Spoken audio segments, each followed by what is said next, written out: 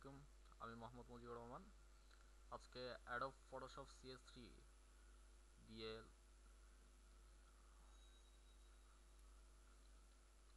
কাজ করব। আজকে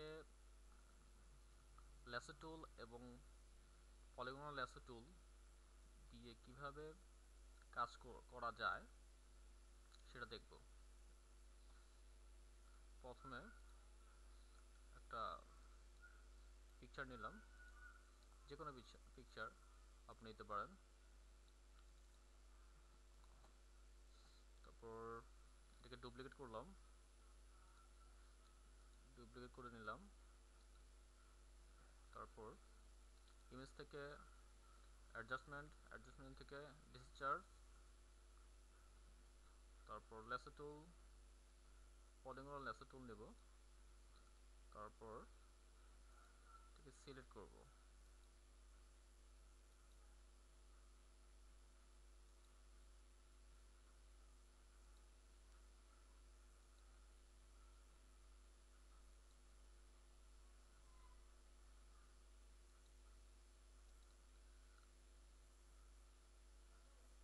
পেন্টুতে করলে ভালো হয়, তবে আজকে দেখার উদ্দেশ্য হচ্ছে ল্যাসো টুল এবং পলিগনাল ল্যাসো টুল দিয়ে কীভাবে করা যায় সেটাই, এই জন্যই করা।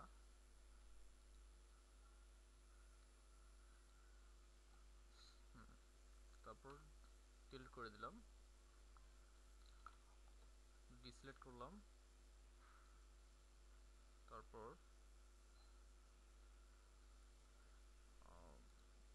আরেকটা ইমেজ নিয়ে আসি,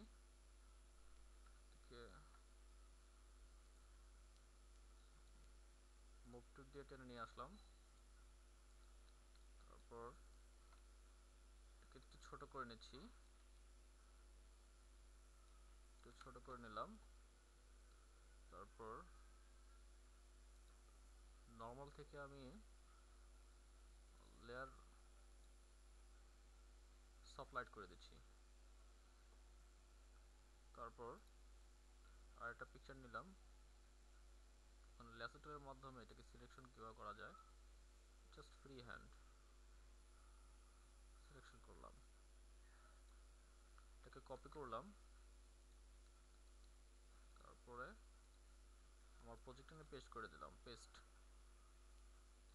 তারপর এটাকে মাল্টিপ্লাই করে দিচ্ছি। তারপর এটাকে ডুপ্লিকেট করে নেব, ডুপ্লিকেট দুইটা করার জন্য।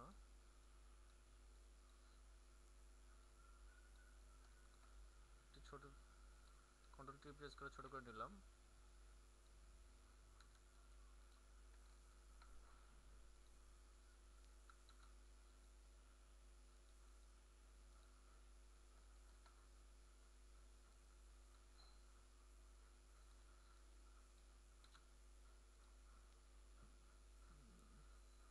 তারপর এই দুটাকে টেনে নিচে দিয়ে দিলাম।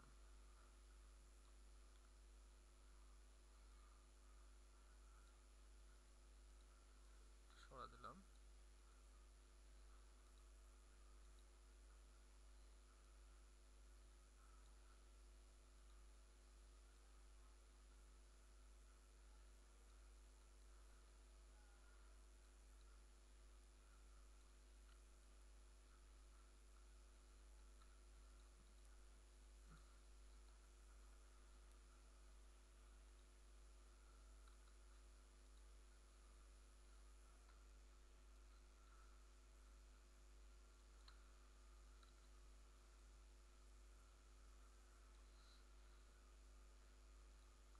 তারপর ল্যাসো টুলের মাধ্যমে ডিসিলেক্ট করে ল্যাসো টুলের মাধ্যমে পানিটাকে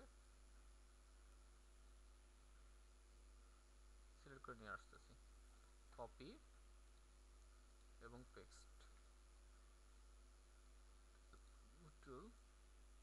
আগের মতোই এটাকে মাল্টিপ্লাই করে দেব, মাল্টিপ্লাই করে দিলাম।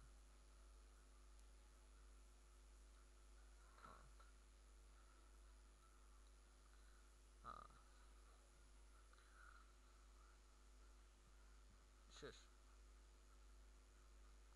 শেষ করলাম। এভাবে আপনারা ল্যাসো টুল এবং পলিগন টুল দিয়ে ইউজ করে বিভিন্ন রকম প্রজেক্ট তৈরি করতে পারবেন। তো আল্লাহ হাফেজ, সাবস্ক্রাইব করতে ভুলবেন না ইনশাল্লাহ।